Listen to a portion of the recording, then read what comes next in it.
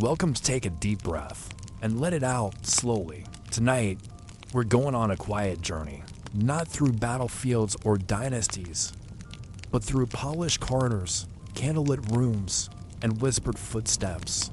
We are stepping inside the golden world of Versailles, but not as kings, not even as courtiers. No, tonight, you will enter the palace as someone else entirely, a servant, unseen, essential, tired. This was a world of beauty, but also a world of burdens, and through it, we'll walk softly together, through a day you might not last. So lay back, close your eyes if you wish, and imagine yourself there, in a starched uniform at the edge of grandeur, with your hands full, and your name forgotten. Let's begin. S.E. acute C. The morning begins long before sunrise. Not for the nobles, but for you. Imagine, it's still dark. The air is cold. You're already awake. Your shared quarters, tucked in the attic or hidden behind the service stairwell, are cramped. You sleep beside others like you. Some snore. Others have not slept at all. There is no breakfast waiting. No gentle bell. Only duty. Your clothes are plain but pressed. Your shoes worn but polished. Today, you serve the palace. Water for washing, water for shaving, water for the royal chamber pot, empty before sunrise. And water is heavy. You carry it up narrow stairs, avoiding the grand marble halls, always out of sight. You pass through servant corridors, lit dimly by oil lamps. The walls are close. The air smells of dust and wax. No one speaks, only the hush of footsteps and the quiet clink of metal. Time is precious, precision expected. Preparing the royal chambers if you're one of the few assigned to the king's wing. You step carefully. The royal bed must be untouched until the ceremony of waking. The candles from the night before are replaced. The air freshened with flowers or scented linen. Every pillow fluffed perfectly. You move quickly, silently. If the monarch stirs, you retreat. You are not to be seen until summoned. Kitchens, fires, and food for hundreds. Now imagine yourself in the kitchen. Not a cozy hearth, but a roaring, cavernous room filled with copper pots and smoke. You chop, stir, carry, and clean, but you do not taste. The menus are dictated by the season and by status. The king may dine on venison and truffle sauce. You may eat whatever is left, if anything. There are no mistakes in the royal kitchen, no delays. A single overcooked carrot and a voice from above may demand your replacement. Opening doors, the role of the valet and chambermaid if your role is more personal. A valet or chambermaid, your day is even more delicate. You wait outside rooms for hours, waiting for the moment a noble calls. You dress them, you fetch their slippers, you arrange their wigs and wipe their noses. Sometimes you hear things, arguments, not secrets. Laughter not meant for you, but you do not react. You keep your eyes low, your hands folded. You are not their equal, even if you know them better than their own kin. Candlelight and quiet as night falls. Your day is not over. The palace must be lit. Every hallway, every salon, hundreds of candles, trimmed and lit by hand. You walk slowly, your fingers stiff with wax. Your eyes sore from smoke. The nobles prepare for supper, while you prepare for the next dawn. Sleep, a privilege you don't own. Finally, you return to your quarters. You eat what's left. If anything, you wash your hands in cold water. You crawl into a thin blanket, and before you can close your eyes, a bell rings. Someone spilled wine on silk. Someone lost a fan. Someone needs a letter burned. Before morning, you rise, again, because you are a servant of the palace, of the court, of Versailles. The palace of Versailles was not born of stillness. It was forged in will. And behind the curtains, beneath the gold, one man stands at its center. Louis, the 14th of his name, the Sun King. His reign would stretch across more than 7 decades, longer than any monarch in European history. And every moment of it would shape the world you now walk in. Becoming the son, he was born in 1638 in the chill of a Parisian autumn. Louis Dudon, Louis, gift of God, a name steeped in expectation, but also in fear. His father, Louis XIII, had struggled to produce an heir. Louis, his mother, and of Austria, was devout and watchful, and so the child king entered a world where the crown was fragile and France fracturing. When he was just 5 years old, his father died, and the crown passed to a boy barely taller than the throne. Imagine being the child, dressed in velvet, watched by nobles, knowing that every move, every blink, was no longer yours alone. The Fronde, a childhood of rebellion not long after chaos struck. A civil war known as the Fronde, a series of uprisings by nobles and officials, shook the foundations of France. Louis, barely a child, was forced to flee the capital in the middle of the night. He slept in cold halls. He heard crowds calling for his head. This shaped him. The boy king became the man king, and that man would never again allow such disorder. He would build something so vast, so dazzling, that no one would dare defy him again. The vision of Versailles began not as a palace, but as a hunting lodge built by his father. But Louis saw more.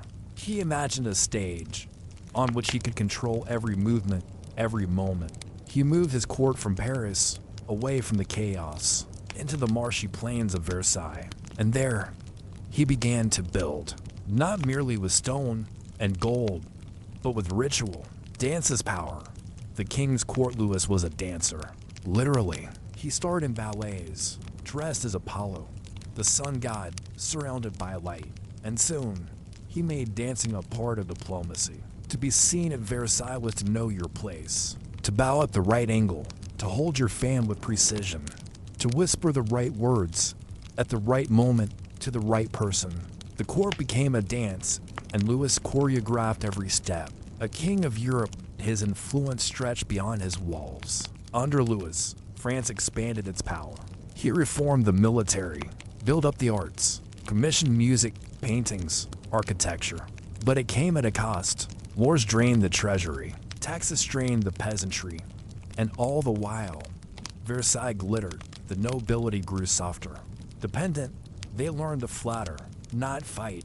And Louis, he became the sun, always at the center, always shining, even if it burned. The king's day, ritualized to the minute Louis woke to ceremony.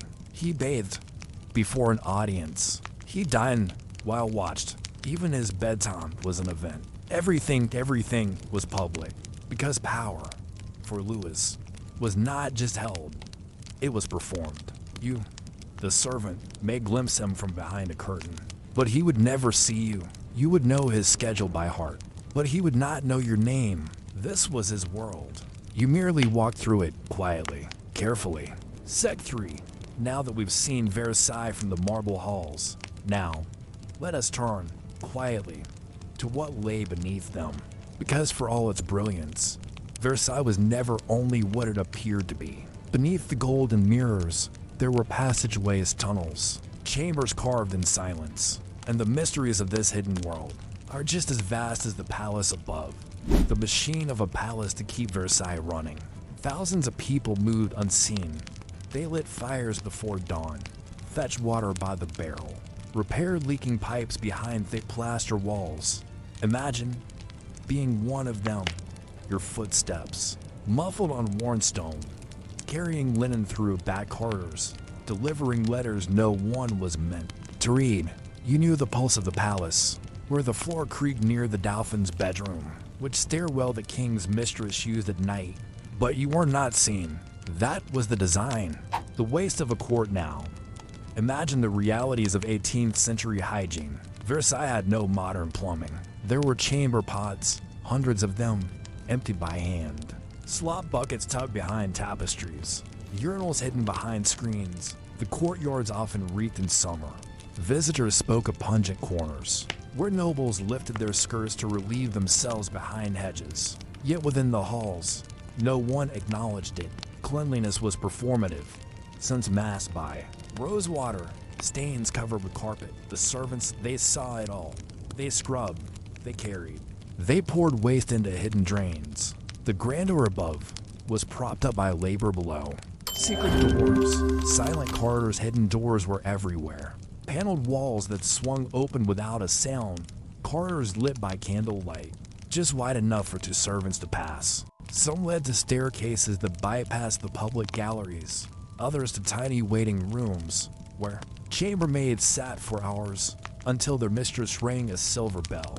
There were stories of lovers slipping through these spaces, of priests delivering final confessions, of spies listening at the walls. Few records remain, but every hidden latch, every sealed stair suggests more than we will ever know. Rediscovered rooms. Centuries later, archaeologists would peel back the palace's layers. In 2015, a team discovered rooms hidden behind the walls of the Queen's apartment, including a private water closet built in the style of an English flush toilet, remarkably modern for its time. Elsewhere, a staircase long forgotten was revealed behind plaster. Painted frescoes, still intact, dusty, but vivid. Each discovery shall whisper from the past. Each forgotten hallway. A path once known to someone, now vanished, the forgotten ones, and then there were the people, servants whose names were never recorded, pages who disappeared into the machinery of royal life. They left no portraits, no memoirs, only fingerprints on brass, stitching on royal linens, and the wear of footsteps on stone. Versailles remembers the kings, the queens, the diplomats and dancers, but it forgets the candle trimmers, the seamstresses, the boy who rang the bell. Still, in these corridors, you can almost hear them, if you listen closely. Now that we've wandered through the silent corridors, let us return to the gilded stage, because for all the hardships of servants, there is another side to Versailles, the nobility. And though they lived in silk and gold, their lives, too, were not entirely their own. Always watched to be noble at Versailles was to be watched at all hours by all others. You rose to an audience. You dressed before rivals. You dined under scrutiny. The king decided who stood closest at court, who passed him a glove, who sat at what table. A smile held power. So did a pause. A misplaced glance could unravel alliances. A mistimed compliment could freeze you out for a season. And so, the nobles learned to act. Every gesture rehearsed, every laugh calculated. Banquets and diets, their meals were feasts, but also performances. Banquets could last for hours. Dozens of dishes paraded across porcelain. Music played. Servants stood in perfect stillness. The nobles nibbled, sipped wine aged in Bordeaux, gossiped between bites. But few truly indulged. To overeat was to appear common. To reach too quickly the sign of greed. Instead, they pecked at sugared almonds, danced between courses, and whispered judgments behind jeweled fans. Meanwhile, you, the servant, may not eat until morning. Fashion, fragrance, and the burden of beauty fashioned at Versailles was not for comfort. It was a language, a shield, a sword. Gowns widened to impossible sizes. Hair rose in powdered towers. Men wore velvet embroidered with gold, lips painted red, rouge dusted high upon the cheeks. Perfume masked the scent of summer sweat. Wigs concealed thinning hair. To dress incorrectly was social death. To dress extravagantly was expected. Behind it all, servants fastened buttons, tied corsets, dusted powder that clung to the air like fog. You could barely breathe, but you looked perfect. The hall of mirrors, reflections of power. At the palace's heart stood the Gallery des Glaces. The hall of mirrors. Imagine over 350 mirrors stretching down a long corridor, each one catching the light of candelabras, each one reflecting kings, queens, and courtiers into infinity. Here, the court promenaded. Here, treaties were signed. Here, glances lingered longer than they should have. But mirrors do not lie. They reflect all, even fatigue behind painted eyes, even servants tucked discreetly by the wall. This was a hall of power, but also the place of illusion. A glittering trap where every move could cost your fortune or your favor. Music, drama, and distraction. There was always noise at Versailles. Not chaos, but curated sound. Flutes in the salons, harpsichords beneath murals, opera drifting down the marble stairs. The king commissioned plays, ballets, masques. Evenings stretched past midnight. Lights burned low. Wine flowed, but beneath the revelry was fear. Fear of exclusion, of banishment, of falling out of favor. So the nobles danced and laughed and curtsied, and you, from the shadow of the doorway, watched the performance. A servant, invisible, necessary, two worlds, one palace. Above, powder, jewels, and whispered intrigue. Below, blisters, sweat, and sleepless nights. And between them, the thin, creaking floorboards of Versailles. Two worlds, bound by duty. One fragile moment of spilled wine or mislaid lace could break the illusion. And so it continued, every day, every night, until the curtain, at last, would fall. And now, as the chandeliers dim and the music fades into the night air, we step gently away from Versailles. Its corridors, now quiet, its mirrors, holding only shadows. The palace remains, stone and gold, curtains and clocks. But the people, the ones who once filled its lungs with breath, are long gone. The kings, the dancers, the seamstresses, the boys who fetch water, the women who warmed beds before the queens lay down to rest. All of them are stories now, softly remembered, a place of power and a pressure. It's tempting to see Versailles as a fantasy. But now you know, it was not a dream. Not for those who lived it. It was a machine. Beautiful, yes, but demanding, precise, and relentless. It required silence and servitude, performance and perfection.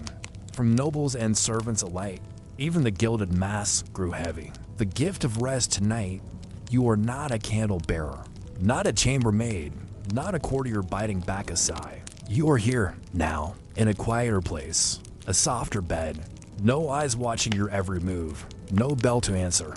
You may let your shoulders fall. Let the weight of powdered wigs and polished platters dissolve. Let the distant music grow dim. You've walked through golden halls and hidden doors. You've stood, unseen, in the rhythm of their lives. And now, you may rest. Let the past fade. Let the palace sleep. You are safe. You are still. And sleep becomes gently now. Good night. If you enjoyed this peaceful journey through history, consider subscribing for more stories told softly.